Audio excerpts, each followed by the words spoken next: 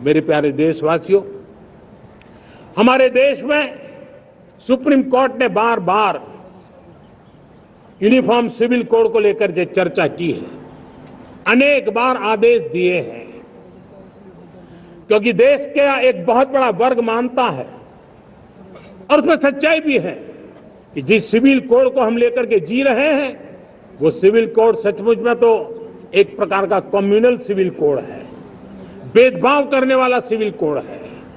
ऐसे civil code से जब संविधान के 75 वर्ष मना रहे हैं और संविधान की भावना भी जो हमें कहती है करने के लिए, देश की सुप्रीम कोर्ट भी हमें कहती है करने के लिए, और तब जो संविधान निर्माताओं का सपना था उस सपने को पूरा करना हम सबका दायित्व है। और मैं मानता हूं इस गंभीर विषय पर देश में चर्चा हो, व्यापक चर्चा हो, हर कोई अपने विचारों को लेकर के आए और उन कानूनों को,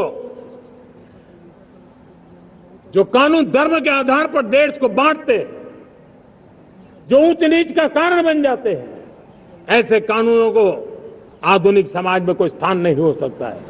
और इसलिए मैं तो कहूंगा अब समय की मांग है कि देश में एक सेकुलर सिविल कोड हो। हमने कम्युनल सिविल कोड में 75 साल बिताए हैं, अब हमें सेक्युलर सिविल कोड की तरफ जाना होगा और तब जाकर के देश में धर्म के आधार पर जो भेदभाव हो रहे हैं, सामान्य नागरिक को जो दूरी महसूस होती है, उससे हमें मुक्ति मिलेगी। मेरे प्यारे देशवासियों, जब मैं देश में एक चिंता हमेशा कहता हूं, परिवारवाद, जातिवाद भारत के लोकतंत्र को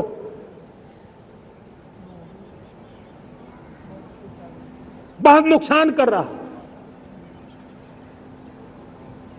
देश को, लोक राजनीति को हमें परिवारवाद और जातिवाद से मुक्ति दिलानी होगी। आज मैं देख रहा हूं मेरे सामने जो नौजवान है, उसमें लिखा हुआ है माय भारत, जिस संगठन का नाम है उसकी चर्चा लिखी है, यहाँ बहुत बढ़िया तरीके से लिखा हुआ है। माय भारत के अनेक मिशन है। एक मिशन ये भी है कि हम जल्द से जल्द देश में राजनीतिक जीवन में जनप्रतिनिधि के रूप में 1 लाख ऐसे नौजवानों को आगे लाना चाहते हैं।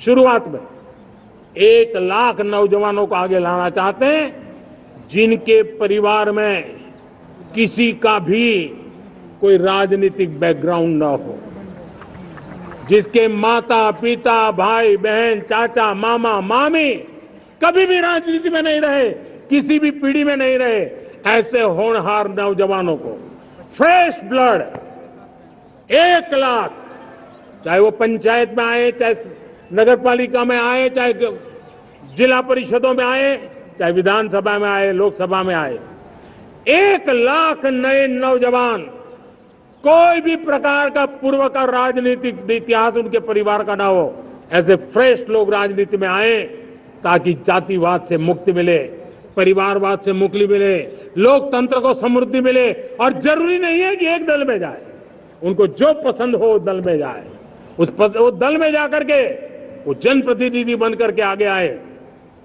देश तय करके चले कि आने वाले दिनों में 1 लाख ऐसे नौजवान जो परिवार राजनीति से दूर दूर का संबंध नहीं है, ऐसे फ्रेश ब्लड आएंगे तो सोच भी नहीं आएगी, सामर्थ्य भी नहीं आएगा, लोकतंत्र समृद्ध होगा।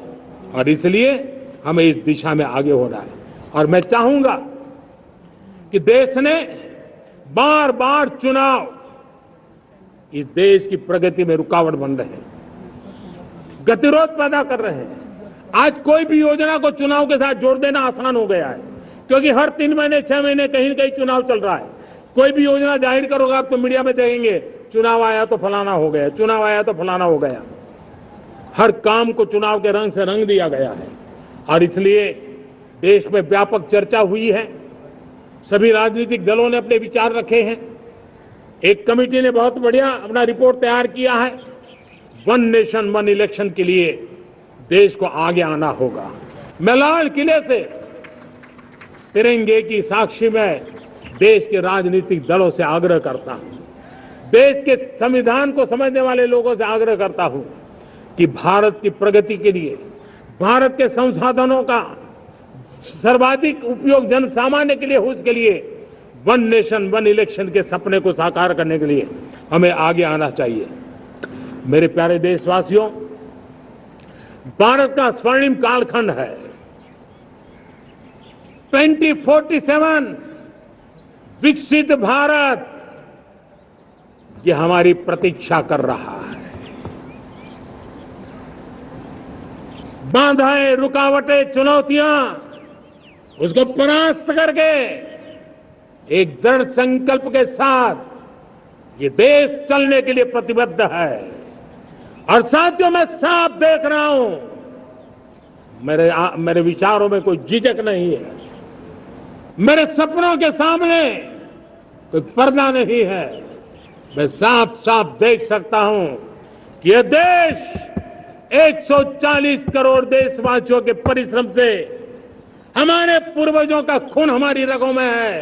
अगर वो 40 करोड़ लोग आजादी के सपनों को पूर्ण कर सकते हैं तो 140 करोड़ देशवासी समृद्ध भारत के सपने को साकार कर सकते हैं। 140 करोड़ देशवासी विकसित भारत के सपने को साकार कर सकते हैं।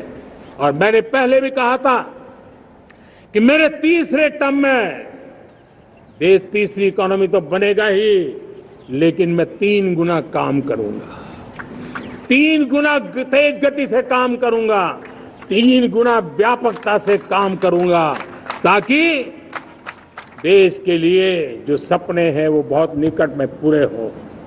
मेरा हर पल देश के लिए है, मेरा हर क्षण देश के लिए है, मेरा कण कण सिर्फ और सिर्फ मां भारती के लिए है। और इसलिए 24/7 फॉर 2047 इस प्रतिबद्धता के साथ आइए, मैं देशवासियों का आह्वान करता हूं, हमारे पूर्वजों ने जो सपने देखे थे उन सपनों को हम संकल्प बनाए, अपने सपनों को जोड़े, अपने पुरुषार्थ को जोड़े और 21वीं सदी जो भारत की सदी है उस सदी में स्वर्णिम भारत बना के रहें, उसी सदी में हम विकसित भारत बना के रहें और उन सपनों को पूरा करते हुए आगे बढ़े। और स्वतंत्र भारत 75 साल की यात्रा के बाद एक नए मुकाम पर बढ़ रहा है, तब हम कोई कोर कसर न छोड़े। और मैं आपको विश्वास दिलाता हूं, आपने मुझे जो दायित्व दिया है मैं कोई कोर कसर नहीं छोड़ूंगा। मैं मेहनत में कभी पीछे नहीं रहूंगा, मैं साहस में कभी कतराता नहीं हूं, मैं चुनौतियों से कभी टकराते से डरता नहीं हूं। क्यों? क्योंकि मैं आपके लिए जीता हूं, मैं आपके भविष्य के लिए जीता हूं, मैं आप भारत माता के उज्जवल भविष्य के लिए जी रहा हूं।